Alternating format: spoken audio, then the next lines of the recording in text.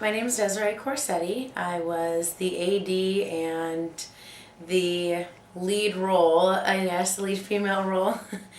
Definitely a memorable experience. I was in my first semester of film school up in San Francisco, and I got a call from my father about the screenplay that he had written. He was going to be producing it and directing and shooting the feature in the upcoming summer. I was just talking to him and I asked him, how he was doing, and he didn't have an AD, so of course, me being a directing and screenwriting major as my emphasis, I was like, well, I'll AD for you, And luckily he hadn't found an AD yet, so as soon as I finished finals, I flew down to Southern California to shoot with them, which was a very intense and a very short shoot. It was 11 days, and I think I had about 11 hours of sleep in those 11 days. I got there and we started filming, and the day that the lead actress was supposed to come in, the wife, the wife of James Lee Smith, that is, she did not show up. So I had to miraculously learn all the lines of the absent actress and AD at the same time, which was quite a feat, I would have to say. It was very intense, but it was probably one of the best experiences of my life. I recently, or prior to that, had started doing a little more acting, kind of just helping out different projects for my fellow classmates, and I started realizing how much I loved it, so I'm like, well, I might as well give it a shot.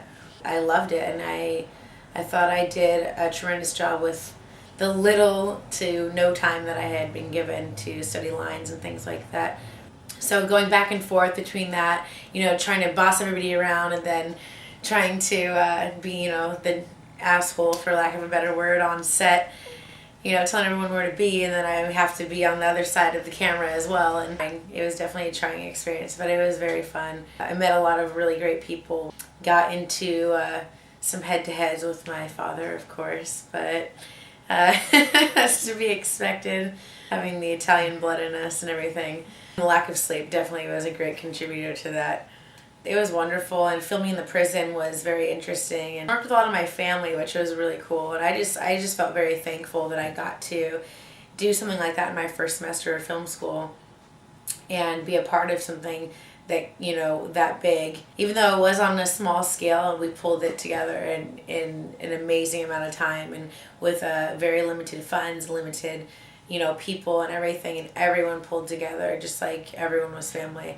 And it was a great experience. I couldn't explain it. The feeling that I'm sure we all felt on set, and once we were done, it was just like a breath of fresh air. After that, 11 days went by in like 2 seconds, even though those days felt like eternities. It was a good time, and we're submitting it to plenty of film festivals, and I'm sure people will see the potential that it has, and it'll get picked up to be viewed by some other people. The subject matter of the screenplay was really appealing to me because it dealt with bipolar disorder, and it was also based on a true story, which was quite a moving true story. And it has a nice appeal as well, because everyone always is intrigued to see, a film about a true story. Bipolar disorder runs in our family. I was diagnosed with a case of bipolar as well, and so that was kind of appealing, and it was great to see that my father is really interested in kind of showing the public that this is a serious problem, and it's not necessarily an epidemic, but it's something that's there that people don't really know about or don't deal with, because it's a very private thing, but it definitely affects everybody. I think it's great that we all were working on a film to kind of show the public a new side maybe to this that they haven't seen, or just the fact that they probably haven't seen anything like it before. I mean, I know that I definitely haven't seen any films strictly surrounding that subject matter, and it's a very serious thing. I mean, it's a very serious disorder, and I think that it's something that should be confronted. So hopefully people will see that, and they will, let us show it to the world, and at least show it to the United States for now.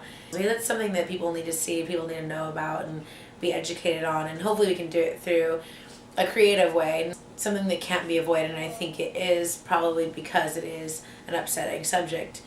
Going to be brought to the people in a creative way, in an entertaining way, for lack of a better word. It's definitely, it's going to be a great way to show the public what people are dealing with out there, without just boring them to death with facts. It's a really, really tremendous story, and I think that